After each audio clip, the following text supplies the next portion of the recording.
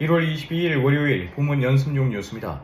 김정은 북한 국무위원장이 최고인민회의에서 전쟁이 일어나는 경우 대한민국을 완전히 점령, 평정, 수복하고 공화국 영역에 편입시키는 문제를 헌법에 반영하는 것이 중요하다고 밝혔습니다. 이어 김 위원장은 대한민국을 철도 철미 제1의 적대국으로 불변의 주적으로 확고히 간주하도록 교육, 교양 사업을 강화한다는 것을 해당 조문에 명기하는 것이 옳다고 강조했습니다. 이와 함께 북한 최고인민회의는 대남기구인 조국평화통일위원회와 민족경제협력국, 금강산 국제관광국도 폐지하기로 결정했습니다. 1월 23일 화요일 본문 연습용 뉴스입니다. 북한이 어제 발사한 중거리급 탄도미사일과 관련해 군 당국이 이 미사일의 경보 정보를 실시간으로 공유했다고 밝혔습니다.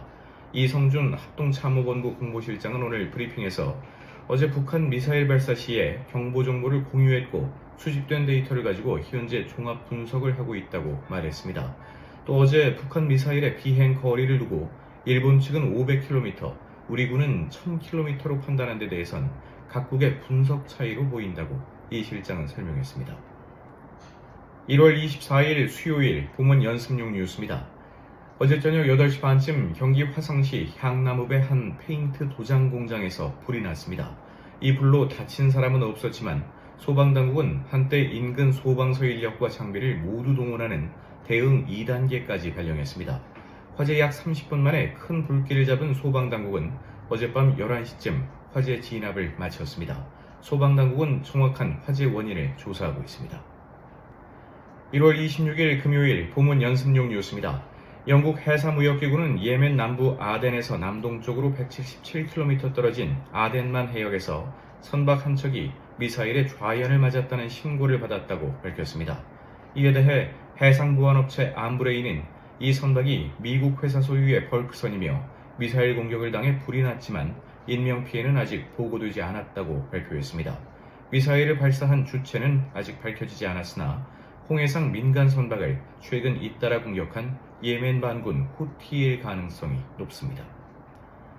1월 25일 목요일 본문 연습용 뉴스입니다. 서울시가 종로구 세문안로에 지하도로를 만들고 그 위에 도니문을 복원하는 계획을 검토하고 있습니다. 서대문으로도 불리는 도니문은 일제강점기인 1915년 전차가 다니기 불편하다는 이유로 철거된 이후 조선의 한양 4대문 중 유일하게 실물이 복원되지 않았습니다. 서울시는 1단계로 오는 2026년까지 정동 사거리 인근 도니문 박물관 마을을 철거해 공원으로 만든 다음 2단계로 2035년까지 세문안로를 지하화한 뒤 도니문을 복원하는 안을 검토하고 있습니다. 1월 27일 토요일 본문 연습용 뉴스입니다. 농림축산식품부는 고병원성 조류인플루엔자 AI 확산과 설 성수기에 대비해 계란 가격 안정을 위한 종합대책을 추진한다고 밝혔습니다. 농식품부에 따르면 오는 2월 8일까지 농축산물 할인 지원을 통해 소비자는 30% 할인된 가격으로 계란을 구매할 수 있습니다. 농식품부는 할인 지원 기간 중 농협을 통해 계란 공급량을 확대하면서 납품 단가를 인하해 대형마트와 하나로마트 등에 공급할 계획입니다.